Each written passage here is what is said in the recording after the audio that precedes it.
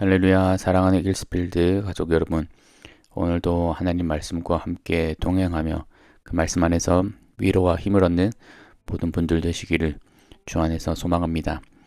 2024년 6월 12일 수요일입니다. 오늘 묵상 본문은 사도행전 19장 21절에서 41절까지의 말씀입니다. 이 일이 있은 후에 바울이 마게도냐와 아가야를 거쳐 예루살렘에 가기로 작정하여 이르되 내가 거기 갔다가 후에 로마도 보아야 하리라 하고 자기를 돕는 사람 중에서 디모데와 에라스도 두 사람을 마게도냐로 보내고 자기는 아시아에 얼마 동안 더 있더라. 그때쯤 되어 이 도로 말미암아 적지 않은 소동이 있었으니 즉 데메드리오라 하는 어떤 은장색이 은으로 아데미의 신상 모형을 만들어 직공들에게 적지 않은 벌이를 하게 하더니 그가 그 직공들과 그러한 영업하는 자들을 모아 이르되 여러분도 알거니와 우리의 풍족한 생활이 이 생업에 있는데 이 바울이 에베소뿐 아니라 거의 전 아시아를 통하여 수많은 사람을 권유하여 말하되 사람의 손으로 만든 것들은 신이 아니라 하니 이는 그대들도 보고 들은 것이라. 우리의 이 영업이 천하여질 위험이 있을 뿐 아니라 큰 여신 아데미의 신전도 무시당하게 되고 온 아시아와 천하가 위하는 그의 위엄도 떨어질까 하노라 하더라. 그들이 이 말을 듣고 분노가 가득하여 외쳐 이르되 그다 에베소 사람의 아데미여 하니 온 시내가 요란하여 바울과 같이 다니는 마게도냐 사람 가이오와 아리스다고를 붙들어 일제히 연극장으로 달려 들어가는지라. 바울이 백성 가운데로 들어가고자 하나 제자들이 말리고 또 아시아 관리 중에 바울의 친구된 어떤 이들이 그에게 통지하여 연극장에 들어가지 말라 권하더라. 사람들이 외쳐 어떤 이는 이런 말을 어떤 이는 저런 말을 하니 모인 무리가 분란하여 태반이나 어찌하여 모이는지 알지 못하더라.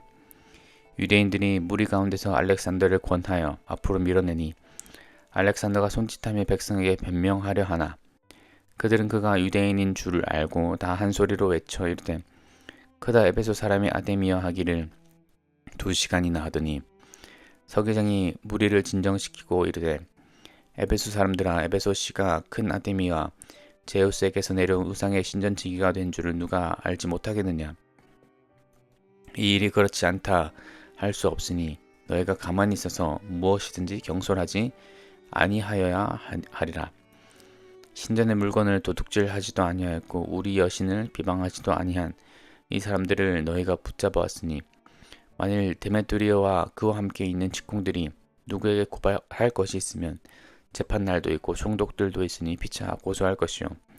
만일 그 외에 무엇을 원하면 정식으로 민회에서 결정할지나. 오늘 아무 까닭도 없는 이 일에 우리가 소요 사건으로 책망받을 위험이 있고 우리는 이 불법 집회에 관하여 보고할 자료가 없다 하고 이에 그 모임을 흩어지게 하니라. 아멘. 네, 오늘 본문은 바울이 에베소에서 있었던 일 중에 하나를 말해주고 있습니다. 특별히 23절부터는 난동 사건이 하나가 일어납니다. 데메드리오라 하는 은장색이 있었다고 합니다. 24절에 나와 있죠. 데메드리오라 하는 어떤 은장색이 은으로 아데미의 신상 모형을 만들어 직공들에게 적지 않은 벌이를 하게 하더니 은장색은 은세공사를 가리키는 말입니다. 조그마한 모형 같은 것들을 만드는 건데 지금 데메드리오는 아데미의 신상 모형을 만들어서 그것을 벌이로 삼는 그런 사람이었습니다. 여기서 아데미는 누구인가 라는 것을 한번 살펴보면 아데미는 풍요와 다산의 상징인 그런 신이었습니다.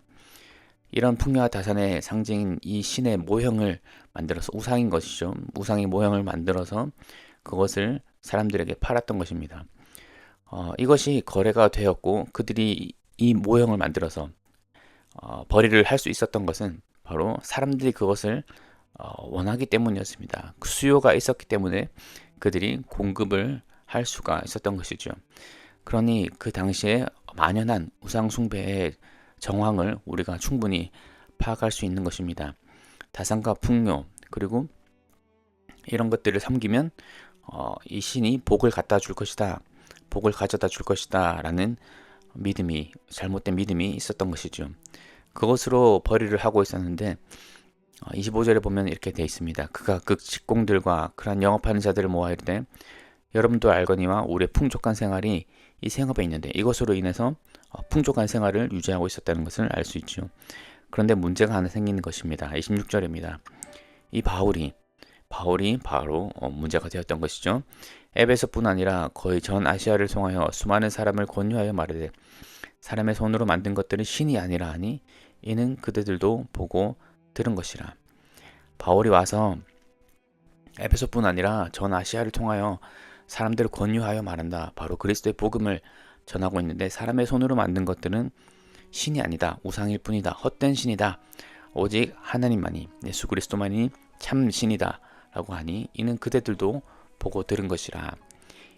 여기서 보면 이는 그대들도 보고 들은 것이라고 하면 이들도 이미 사도 바울의 복음을 들은 적이 있다라는 것을 알 수가 있습니다. 그들은 이미 복음을 들었고 또 그 복음이 무엇인지 또 참된 신이 누구이신지를 하나님이신 줄을 들었지만 그럼에도 불구하고 그들은 여전히 우상을 숭배하고 있었다는 것을 우리는 알 수 있습니다. 그래서 그들은 굉장히 위협을 느낀 것입니다. 27절을 보면 이 영업이 천하여질 위험이 있을 뿐 아니라 큰 여신 아데미의 신전도 무시당하게 되고 온 아시아와 천하가 위하는 그의 위엄도 떨어질까 하노라. 그들이 이 말을 듣고 분노가 가득하여 외쳐 이르되 크다 에베소 사람의 아데미여 하니 그래서 이 일로 인하여서 갑자기 군중들이 들고 일어나는 것이죠. 분노가 가득해서 갑자기 소동과 소란을 피우는 것입니다. 그래서 어떤 일까지 일어나냐. 29절에 보면 온 시내가 요란하여 바울과 같이 다니는 마게도냐 사람 가이어와 아리스다고를 붙잡습니다. 바울의 동행자들이었던 이 사람들까지도 붙잡아 가게 된 것입니다. 굉장히 사태가 격양되고 심각해지고 있는 것을 알 수 있습니다. 그래서 이제 바울도 그들을 구하려 들어가려고 합니다. 30절에 보면 바울이 백성 가운데로 들어가고자 하나 제자들이 말리고 또 아시아 관리 중에 바울의 친구된 어떤 이들이 그에게 통제하여 연극장에 들어가지 말라 권하더라 라고 되어 있습니다. 바울이 이 사람들을 구하러 들어가려 했지만 사람들이 그의 친구들과 제자들이 말렸던 것이죠. 실제로 이 극장, 여기에 모여있는 이 연극장이라고 하는 이곳은 굉장히 많은 사람이 모일 수 있는 곳이었다고 합니다. 14,000명 정도 모일 수 있는 굉장히 대규모의 인파가 모일 수 있었던 것이죠. 거기가 가득 찼었는지는 모르겠지만 아무튼 엄청난 인파가 몰렸던 것 같습니다. 그래서 사람들이 굉장히 소란스러웠고 32절에 보면 이렇게 되어 있습니다. 사람들이 외쳐 어떤 이는 이런 말을 어떤 이는 저런 말을 하니 모인 무리가 분란하여 태반이나 어찌하여 모이는지 알지 못하더라. 아마도 굉장히 많은 사람이 모였던 것 같습니다. 그래서 어떤 사람은 이런 말을 어떤 사람은 저런 말을 하고 모인 무리가 분란하여 태반이나 어찌하여 모였는지 이 사람들이 다 우르르 몰랐지만 우리가 왜 모였는지 알지 못했던 그런 상황이었던 것입니다. 그래서 알렉산더라고 하는 사람이 등장합니다. 알렉산더를 권하여서 앞으로 밀어내니 알렉산더가 백성에게 변명하려고 하자 34절에 그가 유대인인 줄 알고 외쳐 이르되 에베소 사람의 아데미여 하기를 2시간이나 하더니 굉장히 많은 무리들이 에베소 사람의 아데미여 라고 하면서 알렉산더가 변명하지 못하게 더 이상 발언을 하지 못하게 막고 있는 것입니다. 그것을 2시간 동안이나 했다. 굉장히 큰 소란이었던 것이죠. 그러자 35절에서는 서기장이 나타납니다.